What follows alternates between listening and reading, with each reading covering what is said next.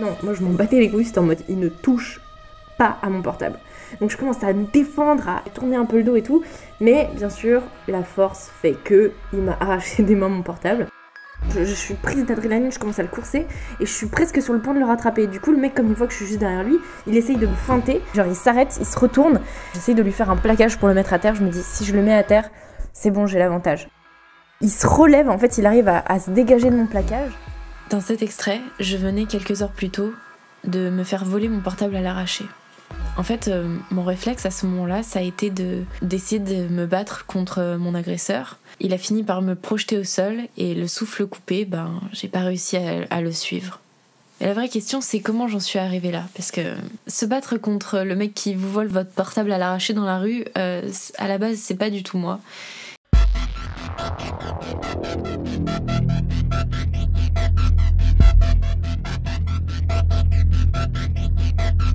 Alors que 2 ans plus tôt, j'étais juste une petite meuf en école de mode, j'ai toujours eu un peu des grands principes, c'est-à-dire que je buvais pas d'alcool parce que j'aimais pas ça, j'avais jamais fumé de ma vie, que ce soit de la cigarette ou quoi que ce soit d'autre. J'étais agréable pour tout le monde, je fuyais le conflit et j'essayais vraiment de rendre mes parents fiers, quoi, quelque part. Même si j'ai toujours eu un profil un peu atypique partout où j'étais, j'essayais vraiment de bien faire parce que quelque part j'ai toujours été le vilain petit canard, que ce soit dans ma famille ou dans mon école plus tard, et j'avais du mal à trouver ma place parmi mes pairs et du coup je redoublais d'efforts pour essayer de me faire intégrer. Et donc cette histoire commence en décembre 2014 quand la fin de mon stage et c'est-à-dire finalement la fin de mon école officiellement, quoi, coïncide parfaitement à ma rencontre avec 2 hommes qui ont complètement changé ma vie, qui sont Guillaume et Missor.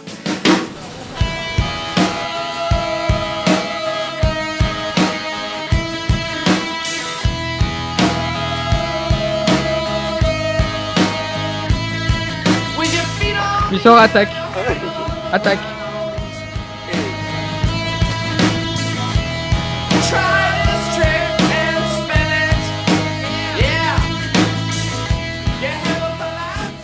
Il n'y a plus d'excuses. En fait, je crois que pour la première fois, j'avais rencontré des gens qui me ressemblaient et à qui je voulais ressembler, autant dans leur démarche philosophique que leurs projets dans leur vie, etc. J'étais vraiment fascinée par tout ce qu'ils faisaient et j'avais envie, coûte que coûte, de me lancer dans leur aventure qu'ils étaient en train de faire. Et leur philosophie de l'époque, c'était la philosophie de Fight Club. J'ai passé 1 an à vivre avec cette philosophie Fight Club que j'ai appliquée vraiment quasiment à la lettre et de manière un peu radicale. Welcome to Fight Club. If this is your first night at Fight Club, you have to fight.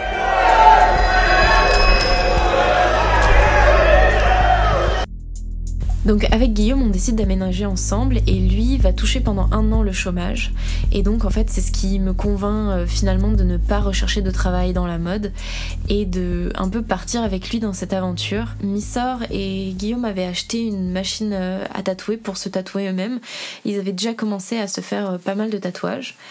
Et en fait, quand je me suis mis à tatouer, je me suis rendu compte que je me débrouillais pas mal, donc j'ai commencé à me tatouer moi-même, puis à les tatouer eux.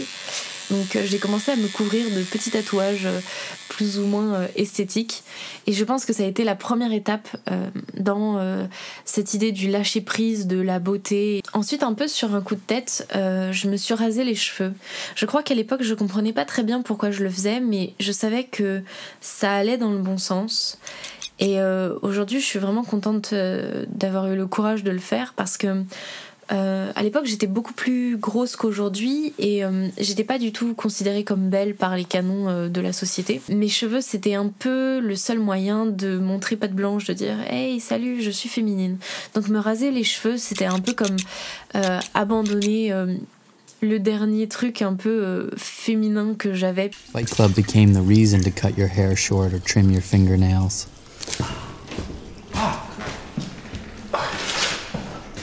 Hey, even the Mona Lisa's falling apart. Ensuite vient les soirées, notamment les soirées queer, où j'allais danser toute la nuit. Puis arrive évidemment la drogue. Moi qui n'avais jamais été pompette avant mes 23 ans, c'était la première fois que je fumais un joint, que je buvais de l'alcool, et j'ai aussi fini par prendre de la drogue un peu plus qu'on pourrait considérer comme de la drogue dure. À peu près à cette même époque-là aussi, j'apprenais à essayer d'arrêter d'être trop gentille. J'arrêtais d'être tout le temps une yes man qui dit oui à tout, et j'ai commencé à essayer de mettre mes limites là où j'avais besoin d'en mettre, à être moins agréable, on va dire. Et c'est aussi à cette époque-là que j'ai perdu pas mal d'amis, puisque beaucoup ne comprenaient pas du tout dans quelle pente je m'engageais. Et avec ça venait aussi un autre truc qui était le sexy. J'avais envie d'être sexy, mais je comprenais pas très bien comment, ni pourquoi, ni... j'essayais de chercher qu'est-ce que c'était ce côté animal, ce côté sale, parce que moi j'étais vraiment trop propre, trop mignonne, et j'avais vraiment ce besoin viscéral et cette envie d'être autre chose, et de découvrir une partie peut-être plus sombre de moi-même. Et à cette époque-là, je me suis beaucoup identifiée à Nina dans le film Black Swan, puisque c'était vraiment ça, la recherche du sexy, la recherche, aller chercher son ombre, qu'est-ce qu'il y a au plus profond de nous, pour nous rendre plus complètes. Et c'était vraiment dans cet esprit-là, totalement Fight Club, d'autodestruction, pour aller tout au fond et trouver ce qui est le plus brut et le plus pur au fond de nous. Donc c'est là qu'on arrive en septembre 2015, et à ce moment-là, on s'inscrit avec Missor et Guillaume et Massoud au MMA Factory, donc pour faire du MMA. Et donc le MMA, Mixed Martial Arts, je pense qu'aujourd'hui c'est un peu plus connu, mais en gros c'est un sport qui réunit tous les sports, un peu tous les sports de combat, c'est du free fight en gros. On mixe tout ce qui est boxe taille et tout ce qui est à base de coups de pied, de coups de poing. La lutte qui permet d'arriver au sol, et au sol tout ce qui est jiu-jitsu brésilien, etc. Et en fait ça faisait déjà plusieurs mois qu'on se passionnait pour ça, puisque c'était un peu l'âge d'or de l'UFC. Il y avait Ronda Rousey, Conor McGregor qui perçaient de fou à cette époque-là, et c'était vraiment des modèles pour nous de courage et de force. Donc on s'inscrit au MMA Factory. Et je pense que c'est honnêtement un des trucs les plus durs et les plus hardcore que j'ai fait de ma vie, de très loin.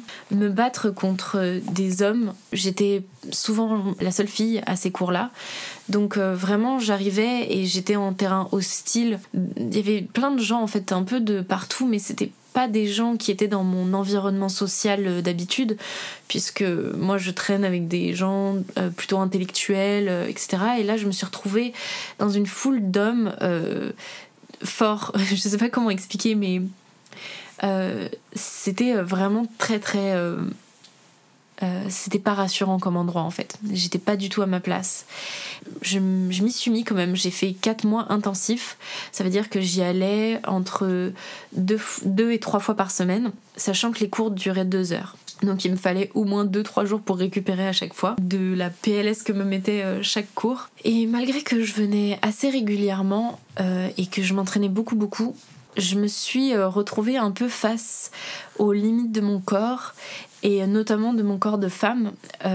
Au tout début, tout se passait assez bien puisque j'avais à peu près le même niveau, à savoir nul, le niveau débutant de tout le monde. Mais je me suis très vite rendu compte que les mecs progressaient beaucoup plus vite que moi. Même ceux qui venaient qu'une seule fois par semaine, ou même une fois toutes les 2 semaines, avançaient beaucoup plus rapidement que moi qui venais 2-3 fois par semaine. Et c'était assez frustrant de voir que physiquement ma force se déployait beaucoup moins rapidement, que j'étais beaucoup moins précise. J'ai commencé à employer une technique qui est la technique de la spécialisation. C'est un peu ce que faisait Ronda Rousey en fait, la championne de l'UFC. Elle était une ancienne judoka, et en fait elle était vraiment spécialisée en clé de bras, et c'est comme ça qu'elle gagnait quasiment tous ses matchs, avec une clé de bras. Et c'est là où j'ai eu l'idée de me spécialiser vraiment dans un truc pour pouvoir réussir à rattraper un peu le niveau malgré tout. Et du coup je me suis spécialisée, en fait je me suis mis en gauchère. Pour vous expliquer rapidement, la plupart des gens ils ont l'habitude d'être droitiers, et donc ils boxent contre des droitiers. En me mettant en gauchère, en me forçant d'apprendre de zéro la boxe avec la gauche, ça me permettait en fait d'avoir un avantage surprise, et donc je développais des petites techniques comme ça. Donc quand on est gaucher, on appelle ça le southpaw. Il y avait un autre mec, un autre champion de l'UFC qui à l'époque était gaucher et en fait switchait entre droitier et gaucher et faisait plein de techniques comme ça un peu bizarres où il pouvait du coup mettre 2 droites d'affilée en fait en avançant. C'est un truc qui demande beaucoup d'entraînement, brut et méchant en fait, puisqu'il faut habituer ton corps à être dans les 2 positions. Et tous les matins je me levais à 5h du matin et j'allais à la salle faire de la muscu, de la prépa physique. Bon, il est 5h20 du matin et je dois aller à la muscu afin de faire de la prépa physique. Pour tout ce qui était à terre, Missor et Massoud étaient spécialisés dans le triangle, qui est une prise, évidemment la clé de bras de Ronda Rousey et le triangle, qui me permettait d'avoir des techniques à ces 2 endroits-là, qui me permettaient de remporter certains combats. Donc avec cette prise de conscience de mes limites physiques, vient aussi beaucoup l'acceptation de la douleur. You'll hurt more than you've ever been burned, and you will have a scar. What are you doing? Look at me! Or you can use vinegar to neutralize the burn. Please let me have it, please! First, you have to give up. First, you have to know, not fear, know that someday you're gonna die.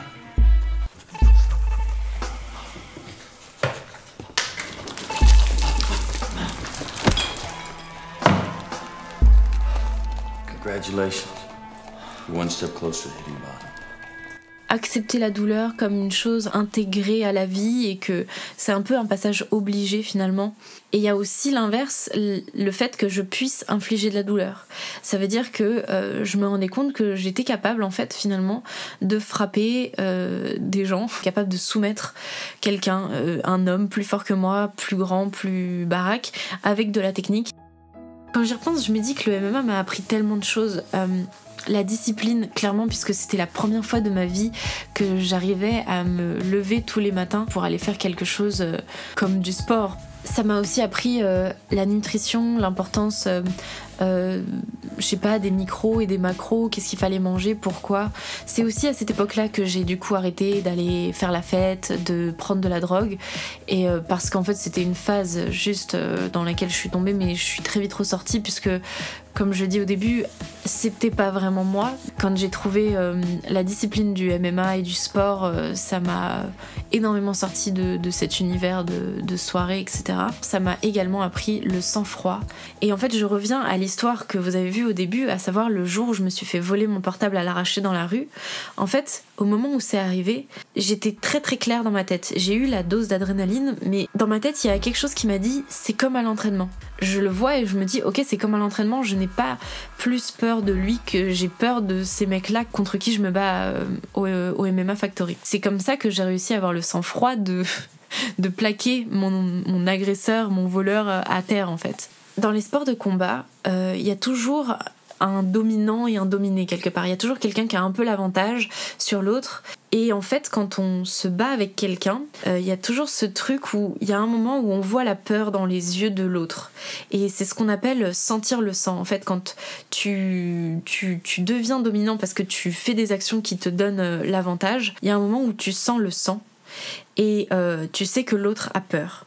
Genre c'est vraiment, je sais pas comment l'expliquer, mais tu le sens, tu sais que l'autre commence à avoir peur et c'est à ce moment-là où tu peux avoir l'avantage et physique et psychologique sur lui. C'est quelque chose qui a été énormément utile parce que ça m'a aidé à aussi ne pas laisser paraître ma peur. C'est-à-dire que faut pas laisser à l'adversaire le plaisir de sentir ton sang. Donc il faut vraiment avoir une sorte de sang-froid qui te permet de ne pas laisser voir ça. Et c'est quelque chose qui, je pense, est vraiment utile, notamment pour les femmes. Les prédateurs, en tout cas les agresseurs dans la rue, sentent le sang et sentent qu'on a peur et par conséquent en profitent pour nous attaquer puisqu'ils savent qu'ils ont l'avantage. Et depuis que du coup je sais ça, je ne me suis... Enfin si, la fois où je me suis fait agresser dans la rue, c'était pour me faire voler mon portable. Et je pense que je l'ai beaucoup surpris en répliquant en fait, en me défendant littéralement, le plaquant à terre.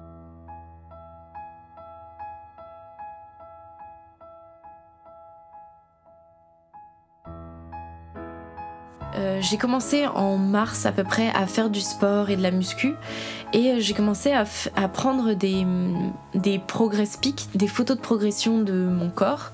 Et donc je vais vous montrer parce que le changement est un peu flagrant. Quand j'ai commencé le sport, je ressemblais à ça. J'étais un peu enrobée, j'aimais pas du tout mes formes et j'avais l'air vraiment naïve. Et plus le temps avance et plus je me couvre de tatouages et je trouve que mes cheveux courts me vont de mieux en mieux et plus je maigris grâce au sport, à l'alimentation. Disons que je retrouve une relation un peu plus saine avec mon corps et ce que je tire vraiment comme conclusion de tout ça, c'est que pour comprendre qui j'étais vraiment, j'ai vraiment fait la démarche d'aller là où qui je n'étais pas en fait. Je suis allée aux endroits où ça me faisait le plus peur et aux endroits où je me disais non, je suis pas quelqu'un comme ça, et j'y suis quand même allée. J'ai vu est-ce que c'est vraiment moi, oui ou non, et je suis revenue à un entre-deux en fait. J'ai fait ensuite la moyenne de tout ce que j'avais fait et j'ai retrouvé un truc beaucoup plus pur et beaucoup plus proche de ce que je suis réellement fondamentalement. Donc jusqu'à maintenant la vidéo était plutôt positive, mais maintenant je vais vous dire un peu l'envers du décor.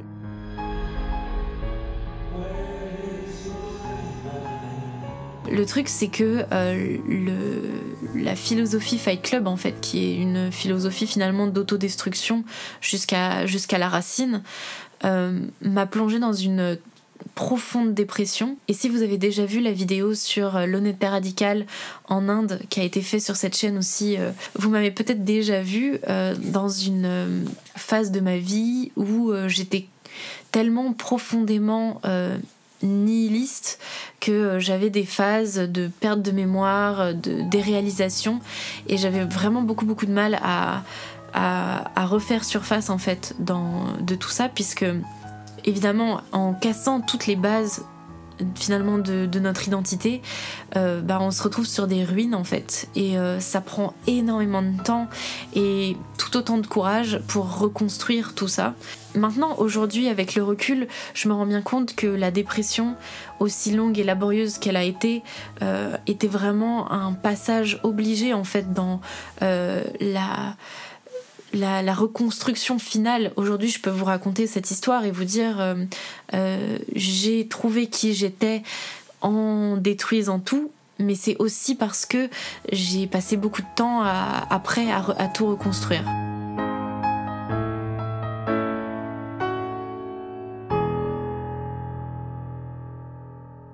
Donc voilà pour tout ça. Je vous prépare une autre vidéo qui sortira dans quelques mois je pense, qui sera un peu la continuité, la suite de celle-ci. En attendant, si ça vous intéresse de voir ce que je fais, j'ai 2 chaînes YouTube, je vous les mets dans la barre d'infos si ça vous intéresse. Et si vous êtes intéressé par la prochaine vidéo, voilà, je vous invite à vous abonner aussi à cette chaîne. Merci d'avoir regardé jusqu'au bout et puis je vous dis à bientôt.